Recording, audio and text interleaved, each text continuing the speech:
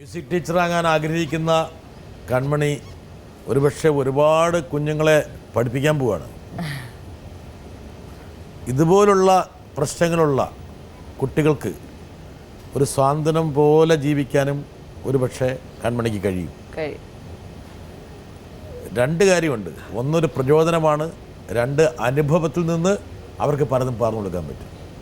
അല്ലേ? ഇത് കച്ചേരിയാണ്.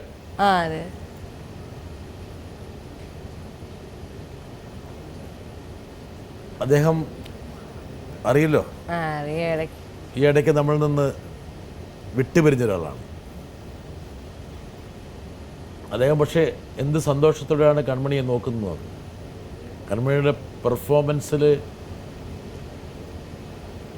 എങ്ങനെയുണ്ടായിരുന്നു നിങ്ങൾ തമ്മിലുള്ളൊരു വൈബ്? നല്ലതായിരുന്നു. അത് ഒരു സുഹൃത്തിനെ പോലെയാണ് സാറ് നമ്മൾ പെരുമാറുന്നത്. സാറിനോട് കച്ചേരി എനിക്ക് ഭയങ്കര ഇഷ്ടമാണ്. പക്ഷെ സാറ് ഈ ഇടയ്ക്ക് നമ്മളിന്ന് വിട്ടുപിരിഞ്ഞു പോയത് കൊണ്ട് ഭയങ്കര വിഷമമുണ്ടായിരുന്നു. സാറിൻ്റെ ഒരു പാട്ടുണ്ട്, എല്ലാ കച്ചേരിക്കും ലാസ്റ്റിൽ അത് പാടും. പറന്നു പറന്നു പറന്നു ചെല്ലാൻ പറ്റാത്ത കാടുകളിൽ കൂടൊന്നു കൂട്ടി ഞാനൊരു പൂമരക്കൊമ്പിൽ, ആ പൂമരക്കൊമ്പിൽ, ആ പൂമരക്കൊമ്പിൽ.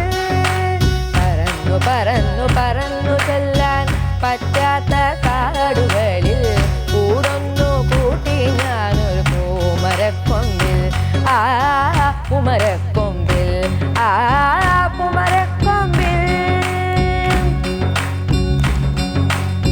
മാല കോർത്തു ഞാൻ നിനക്കൊരു മന്ത്രകോടി വാങ്ങി വെച്ചു, മാല കോർത്തു ഞാൻ നിനക്കൊരു മന്ത്രകോടി വാങ്ങി വെച്ചു, മാല കോർത്തു ഞാൻ നിനക്കൊരു മന്ത്രകോടി വാങ്ങി വെച്ചു.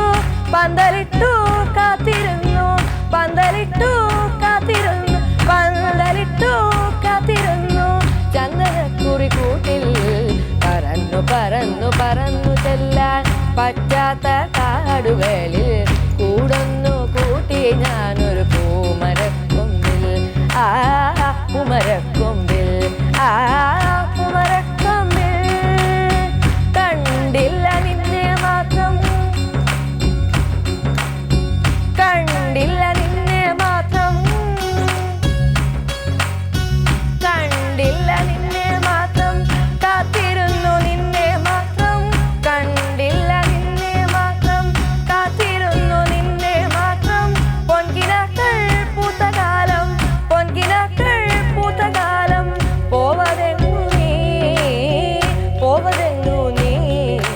പറന്നു പറന്നു പറന്നു ചെല്ലാൻ പറ്റാത്ത കാടുകളിൽ കൂടൊന്നു കൂട്ടി ഞാനൊരു പൂമരക്കൊമ്പിൽ, ആ പൂമരക്കൊമ്പിൽ, ആ പൂമരക്കൊമ്പിൽ. ആ ആ ആ ആ.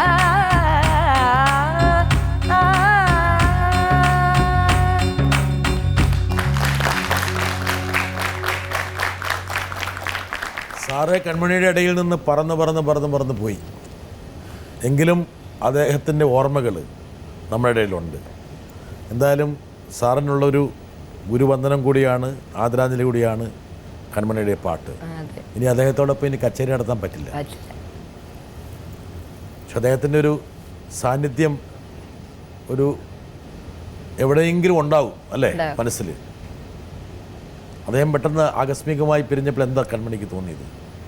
ഞാനങ്ങ് ഞെട്ടിപ്പോയി. സാറ് അങ്ങനെ എന്തുവാ ഇങ്ങനെ വേർപിരിയൊന്നും ഒരിക്കലും വിചാരിച്ചില്ല.